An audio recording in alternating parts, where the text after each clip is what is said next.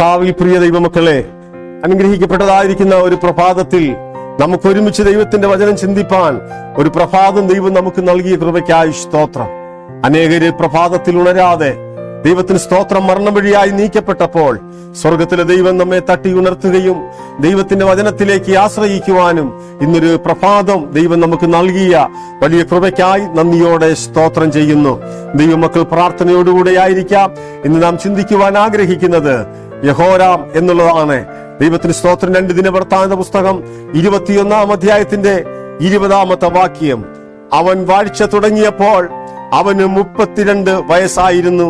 അവൻ 8 സംവത്സരം യെരൂശലേമിൽ വാണു. ആർക്കും ഇഷ്ടമില്ലാതെ കഴിഞ്ഞുപോയി. അവനെ ദാവീദിന്റെ നഗരത്തിൽ അടക്കം ചെയ്തു. ദൈവത്തിന് സ്തോത്രം ചെയ്യുന്നു. ഇവിടെയും ഒരു രാജാവിനെ പറ്റിയാണ് നാം ചിന്തിക്കുന്നത്. ദൈവത്തിന് സ്തോത്രം.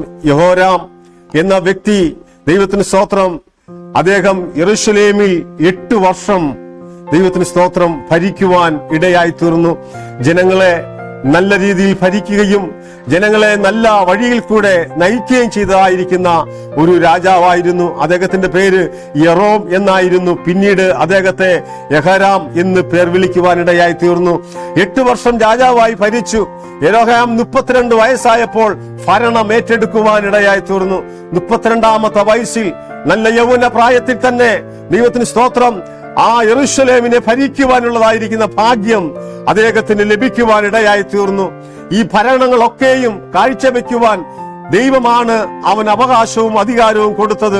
ദൈവത്തിന് സ്തോത്രം. പക്ഷേ അദ്ദേഹത്തിന്റെ ഭരണം അത്ര ശോഭിക്കാതെ പോന്നു കഴിഞ്ഞപ്പോൾ അവിടെയുള്ള വ്യക്തികൾക്കാർക്കും അദ്ദേഹത്തെ ഇഷ്ടമില്ലായിരുന്നു. കാരണം ഇഷ്ടമില്ലാതെ വരുവാൻ കാര്യം അദ്ദേഹത്തിൻ്റെതായിരിക്കുന്ന നിലപാടുകളിലും അദ്ദേഹത്തിന്റെ ബുദ്ധിയിലും ശക്തിയിലും ദൈവത്തിന് സ്തോത്രം രാജ്യം ഭരിക്കുവാൻ തുടങ്ങി. ദൈവത്തോട് ആലോചനകളോ ദൈവത്തോട് അഭിപ്രായങ്ങളോ ചോദിക്കാതെ രാജ്യം മുൻപോട്ട് ഭരിച്ചതുകൊണ്ട് ആ രാജ്യത്തിലുള്ളതായിരിക്കുന്ന അദ്ദേഹത്തിന്റെ ഭരണം ആർക്കും ഇഷ്ടമല്ലായിരുന്നു. ദൈവത്തിന് സ്തോത്രം. അതുകൊണ്ട് ഇന്ന് പകൽക്കാലം, ഇന്ന് പ്രഭാതത്തിൽ ദൈവത്തിന് സ്തോത്രം നമ്മളെ ഏൽപ്പിക്കുന്നതായ ദൗത്യം വിശ്വസ്തയോടുകൂടെ നാം മുന്നോട്ട് ചെയ്യുന്നുവെങ്കിൽ ദൈവം നമ്മെ അവിടുന്ന് അനുഗ്രഹിക്കുവാനിടയായി തീരും. ദൈവത്തിന് സ്തോത്രം. അവസാനം അവൻ ഭരിച്ചു. ദൈവത്തിന് സ്തോത്രം മരിച്ചു പോകുവാനിടയായി. അവസാനം ദാവീദിന്റെ നഗരത്തിൽ അദ്ദേഹത്തെ അടക്കം ചെയ്യുവാനിടയായി തീർന്നു. പ്രിയമുള്ള ദൈവമക്കളെ, ദൈവത്തിന് സ്തോത്രം. നമ്മുടെയൊക്കെയും കർത്താവിന്റെ വേലയോടുള്ള ബന്ധത്തിൽ നാം ആയിരിക്കുമ്പോൾ ദൈവത്തിന് സ്തോത്രം ഇഷ്ടമുള്ളതായിരിക്കുന്ന ആ ശുശ്രൂഷകൾ നാം ചെയ്യുമ്പോൾ അത് ദൈവത്തിന്റെ ഹിതപ്രകാരം അപ്രകാരം തന്നെ ആയിരിക്കുവാൻ ദൈവം നമ്മെ ദൈവത്തിന് സ്തോത്രം ഓർപ്പിക്കുകയാണ്. യഹോരാം തന്റെ സഹോദരന്മാരെ ദൈവത്തിന് സ്തോത്രം മറ്റുള്ള രാജാക്കന്മാരെയൊക്കെ കൊന്നുകളയുവാൻ ഇടയായി തീർന്നു. കാരണം രാജ്യഭരണം അടുത്ത ആൾക്ക് കൊടുക്കാതിരിക്കുവാൻ, അടുത്ത ആൾ ഏറ്റെടുക്കാതിരിക്കുവാൻ അങ്ങനെയുള്ളവരെയൊക്കെയും രാജാവ് കൊന്നുകളയുവാൻ ഇടയായി തീർന്നു.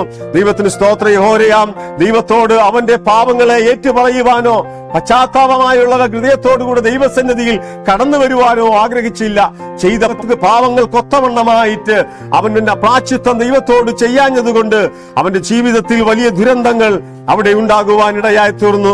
നമ്മുടെ ജീവിതത്തിലെ പാവങ്ങളെ എപ്പോഴും നാം ഏറ്റുപറയുന്നുവെങ്കിൽ ദൈവം നമ്മുടെ പാവങ്ങളെ അവിടുന്ന് ക്ഷമിപ്പാൻ ഇടയായി തീരും. ദൈവത്തിന്റെ വചനം ഇപ്രകാരം ഓർപ്പിക്കുന്നു: അകൃത്യം മറച്ചു വെക്കുന്നവന് ശുഭം വരികയില്ല, അത് ഏറ്റുപറഞ്ഞുപേക്ഷിക്കുന്നവനോ അത് കരുണ ലഭിക്കുവാൻ ഇടയായി തീരും. നമ്മുടെ പാപം എത്ര കടിച്ചുമപ്പായിരിക്കട്ടെ, രക്താംബരം പോലെ ചുമപ്പായിരുന്നാലും അത് പഞ്ഞി പോലെ ആക്കി തീർക്കുമെന്ന് ദൈവത്തിന്റെ വചനം നമ്മെ പഠിപ്പിക്കുന്നു. ആയതുകൊണ്ട് നമ്മുടെ പാപങ്ങളെ ഈ നാളുകളിൽ ദൈവസന്നിധിയിൽ ഏറ്റു പറയാം. അവസാനം ദൈവത്തിങ്കിൽ നിന്ന് അകന്ന് അവൻ മാറുവാനിടയായി തീർന്നു. തെറ്റിൽ നിന്നും അവൻ തെറ്റിലേക്ക്, സത്യത്തിൽ നിന്നും അവൻ അസത്യത്തിലേക്ക് ദൈവത്തിന് സ്തോത്രം മുന്നോട്ട് പോകുവാനിടയായി തീർന്നു. ആഹാബിന്റെ മകളെ വിവാഹം കഴിച്ച് സന്തോഷത്തോടൊക്കെ ജീവിച്ചുവെങ്കിലും അവൻ യഹോവയ്ക്ക് അനിഷ്ടമുള്ളതൊക്കെയും ചെയ്യുവാനിടയായി തീർന്നു. അതുകൊണ്ട് ദാവീദിന്റെ സന്തതിയോട് ദൈവം പറഞ്ഞതായിരിക്കുന്നതായ ഒരു കൽപ്പനയുണ്ട്. ദൈവത്തിന് സ്തോത്രം. ദാവീദിന്റെ വംശാവലിയെ ഒരിക്കലും ദൈവം നശിപ്പിക്കുകയില്ല. അവർക്ക് കൊടുത്തിരിക്കുന്ന വാഗ്ദത്തങ്ങളെ ദൈവം അവർക്ക് കൊടുക്കുമെന്ന് പറഞ്ഞു. ഒരു വ്യക്തി മുഖാന്തരം വാഗ്ദത്തങ്ങൾ നഷ്ടപ്പെടേണ്ട സ്ഥാനങ്ങളിൽ ദാവീദിന്റെ സന്തതിക്ക് വേണ്ടി ദൈവം വാഗ്ദത്തങ്ങളെ ഒരുക്കുവാൻ ഇടയായി തീർന്നു. ദാവീദിന്റെ സന്തതിയുടെ പരമ്പരയായിരിക്കുന്ന നാമും ഓരോ ദിവസവും വാഗ്ദത്തങ്ങളെ പ്രാപിച്ചുകൊണ്ട് നമുക്ക് മുൻപോട്ട് നീങ്ങാം.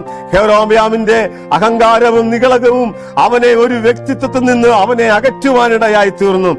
അതുകൊണ്ട് ഈ പ്രിയമുള്ള ദൈവമക്കളെ, ഈ അവസാനത്തെ ഈ കാലഘട്ടത്തിൽ നമ്മുടെ ജീവിതത്തിൽ എപ്രകാരം നാം ജീവിക്കണമെന്നും എപ്രകാരം നാം മുന്നോട്ട് പോകണമെന്നും ദൈവത്തോട് ആലോചന ചോദിച്ചുകൊണ്ട് ദൈവത്തിന്റെ വചനത്തിനനുസരിച്ചുകൊണ്ട് നാം ഈ നാളുകളിൽ നീങ്ങുന്നുവെങ്കിൽ ദൈവത്തിന് സ്തോത്രം, ദാവീദിന് കൊടുത്തതായിരിക്കുന്ന ആ വാഗ്ദത്തങ്ങളെ, ആ അനുഗ്രഹങ്ങളെ ദൈവം നമുക്ക് നൽകുവാനിടയായി തീരും.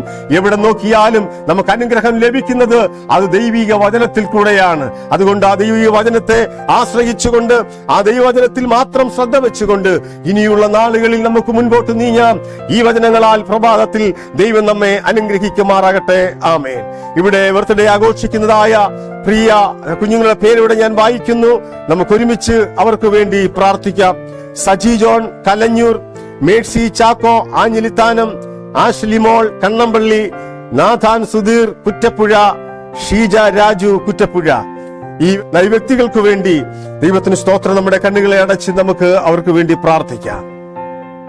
ഞങ്ങളെ ഏറ്റവും അധികമായി സ്നേഹിക്കുന്ന ദൈവമേ, സ്വർഗീയ പിതാവേ, അനുഗ്രഹിക്കപ്പെട്ടതായ ഈ നല്ല പ്രഭാതത്തെ ഓർത്ത് നന്ദിയോടെ ഞങ്ങൾ അങ്ങേ സ്തുതിക്കുന്നു. ഏഴകളായിരിക്കുന്ന ഞങ്ങൾക്ക് അങ്ങയുടെ പാദപീഠത്തിലായിരിക്കാൻ കർത്താവെ നീ സഹായിച്ചല്ലോ.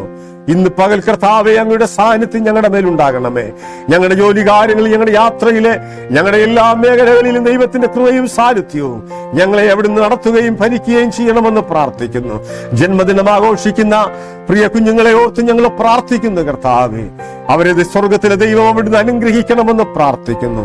തുടർന്നും കർത്താവെ അവരെ നടത്തുകയും അവരെ പരിപാലിക്കുകയും അവരുടെ ആവശ്യങ്ങളിൽ കൂടെ ഇരിക്കുകയും അവരെ ആയുസ്സോടും ആരോഗ്യത്തോടും ബലത്തോടും ഈ നാളുകളിൽ ദൈവം നടത്തണമെന്ന് പ്രാർത്ഥിക്കുന്നു. പ്രത്യേകാൽ ദൈവത്തിന് സ്തോത്രം.